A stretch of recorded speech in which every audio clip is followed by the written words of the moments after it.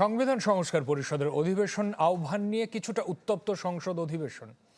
বিরোধী দলীয় নেতা এই বিষয়ে নোটিশ দিলে সরকার দলীয় সংসদ সদস্যরা যখন বিধি মোতাবেক আলোচনার কথা বলেন, ঠিক তখন ছড়িয়ে পড়ে উত্তাপ। এছাড়া অন্তর্বর্তী সরকারের 133 অধ্যাদেশের ভাগ্য নির্ধারণে আজ রাতে বৈঠকে বসছে কমিটি। রিপোর্টে বিস্তারিত।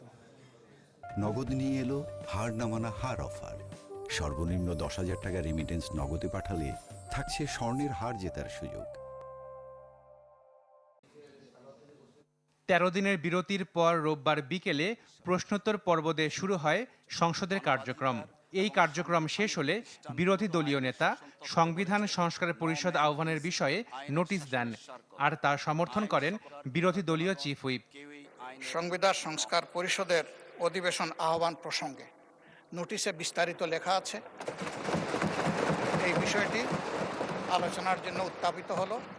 জাতীয় সংসদ নির্বাচনের পাশাপাশি এখানে গণভোট অনুষ্ঠিত হয়েছিল, কিন্তু এখন সংসদের কার্যক্রম দেখলে মনে হচ্ছে যে এই ধরনের কিছুই যেন হয়নি।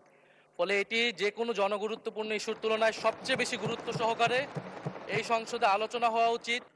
তবে সরকারি দল বিধি মোতাবেক নোটিশের বিষয়ে আলোচনার কথা বললে সংসদে কিছুটা উত্তপ্ত হয়ে ওঠে।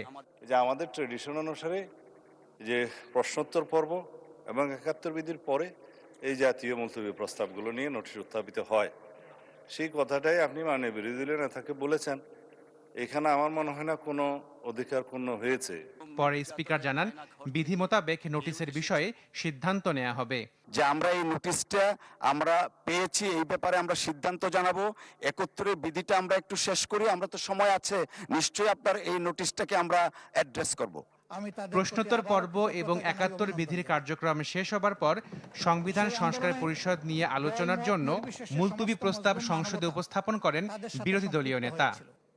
আন্দোলন সফল হয়েছিল, সেই সফলতার প্রেক্ষাপটেই সময়ের ধারাবাহিকতায় আজকের এই সংসদ যে কারণে হয়েছে, এইটার প্রত্যাশা আমরা সকলেই জানি যে এই সংসদ ফ্যাসিবাদের মূল উৎপাটনের জন্য দায়িত্ব নিয়ে হয়েছে।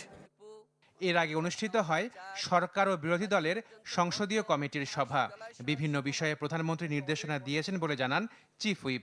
স্বাস্থ্য ব্যবস্থা উন্নয়নের জন্য সমগ্র বাংলাদেশ ঘুরে এবং দুইজন মন্ত্রী তারা সপ্তাহে একদিন অফিস ইভেন বন্ধের দিনে হলেও তারা ঘুরে ঘুরে হসপিটালগুলো দেখবেন এবং প্রয়োজনীয় স্বাস্থ্যসেবা নিশ্চিত করার জন্য দেশের মানুষের যা করা দরকার তাই করবেন, সেই রকম নির্দেশ দিয়েছেন।